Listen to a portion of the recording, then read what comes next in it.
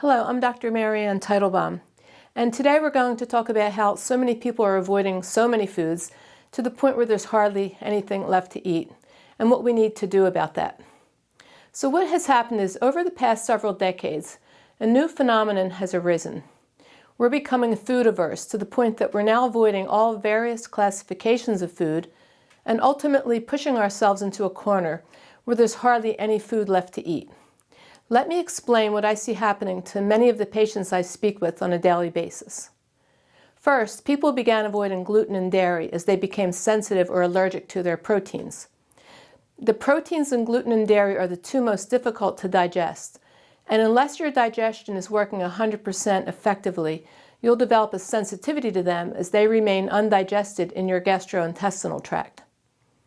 Next, lots of people found out that histamine was bothering them. So they eliminated those foods, which contain high histamines. Foods like citrus fruits, pineapple, bananas, fermented dairy products like kefir, cheese, and yogurt, fermented soy like miso, tempeh, and soy sauce, certain species of fish like tuna, mackerel, sardines, anchovies, and shellfish like crab meat, lobster, and shrimp. And now there are lots of books and blogs reminding us of the dangers of oxalates in the foods, and they're recommending we avoid them as well.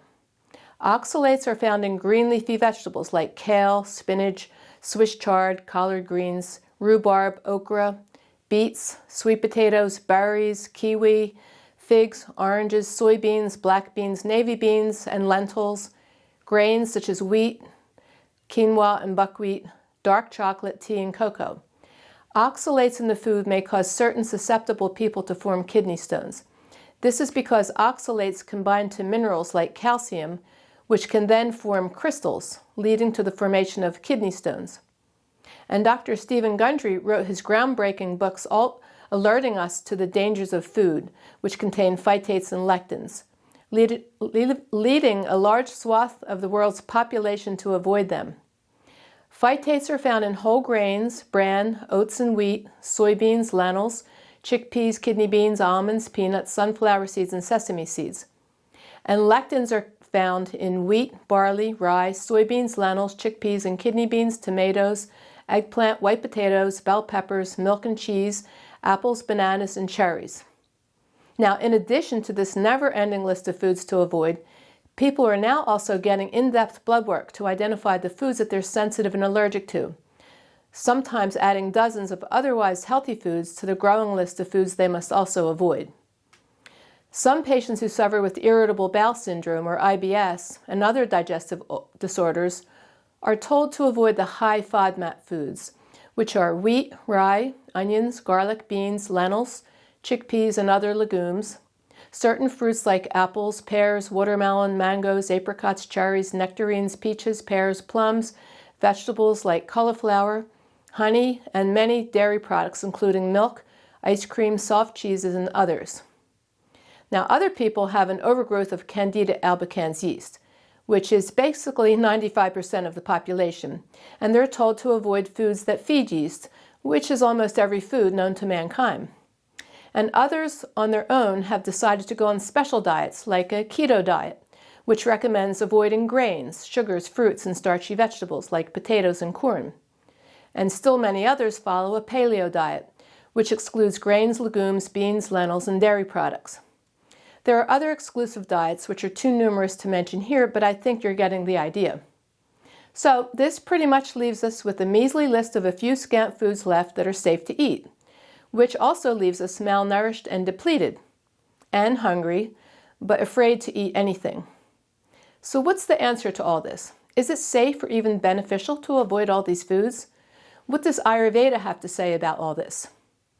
The answer to these questions is multifaceted. Let's turn over one stone at a time and figure out our way through this maze that we found ourselves trapped in. Now, before we begin avoiding foods just because we learn about its negative qualities, Ayurveda recommends first fixing your digestion. If you have balanced digestive fires, you should be able to eat many of these foods. For example, the first thing I do with each and every patient is to fix their digestion at the level of the gut, liver, pancreas, and gallbladder. And by doing so, even if it takes a year or two, Foods that used to bother them no longer do so. This is especially true of all the food allergies we see in our patients. In fact, when they go back and get their foods retested on blood work, many of the old sensitivities and allergies have gone away. What I find clinically in my practice every day is that just about most people walking the planet have had their gut microbiome destroyed from the overuse of antibiotics, birth control pills, vaccines, acid reflux medicines, and steroids. All medicines in general have an adverse effect on the liver, which is considered the seat of digestion, and birth control pills create problems with the gallbladder, creating a thickening of the bile known as bile sludge, which makes it hard to digest fats. So when you start adding up the devastation to the digestive tract from these medications, you can see why many people are now sensitive to just about any food they eat. They're left with such weak digestion that whatever foods they eat won't be digested correctly, forming what we call Amavicious in Ayurveda. The word Amavicious means poison, so no wonder they don't feel well after they eat if everything, even healthy foods, turn into poison after eating them. And this weak digestion is also paving the way for food sensitivities to histamine, oxalates, and whatever other negatives might be lurking in the food. So then it becomes easy for us to blame the phytates, the lectins, the histamines, and oxalates, when the real truth is that we might not be so sensitive to these foods if we had normal digestion. But the ancient doctors did state that many foods do have negative qualities, but they recommended how to avoid these irritating traits. For example, they knew that the skin of the almonds was bad for you.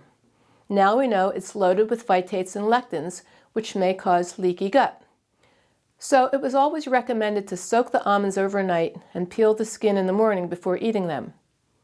In the same way, it was recommended to soak beans, lentils, and grains overnight, drain the water in the morning, and cook them in fresh water. Doing it like that will remove many of the phytates and lectins found in these foods. Soaking, sprouting, cooking, and fermenting foods has always been recommended in Ayurveda. Of course, they didn't have the terminology that we use nowadays, but we can see that by doing so, it will reduce the levels of histamines, oxalates, phytates, and lectins contained within the food. The ancient doctor said many vegetables contain compounds which were potentially bad for us, but much of these compounds will come out during the cooking process. So, for example, it's always important to cook the green leafy vegetables like kale and spinach, which will remove about 60% of their oxalates. I personally cringe when my patients tell me that they juice spinach and kale every day, and then worry why their nails seem so weak to the point where they begin peeling. The nails are giving you a good indication of the health of the bones, which means that the high levels of the oxalates found in the raw kale and spinach are leaching the minerals out of their bones. The cruciferous vegetables like kale, Brussels sprouts, cauliflower, broccoli, cabbage, and bok choy contain what are called goitrogens, which depress the thyroid gland. But cooking them releases about 60% of the goitrogens, making them safe to eat. I always wonder how many people are unwittingly depressing their thyroid gland every day by drinking their raw kale smoothies. So here's my quick answer to many of our patients who find themselves in a corner with no foods left to eat. Yes, if a food bothers you, avoid it for now. This means that you're making Amavicious or poison from that food because you're not able to digest it. But if you spend the time and effort to fix your digestion and then learn the Ayurvedic way to prepare the food correctly by either soaking, sprouting, and properly fermenting the food, it will prevent the side effects of each and every food mentioned here. In addition, learning both how to cook the food and the proper uses of spices will also help to tamp down the side effects of the foods. Don't forget, all the spices not only support your digestion, but they work even better than the current fad of taking digestive enzymes. Certain spices help in the digestion of fats, protein, and carbohydrates in the food.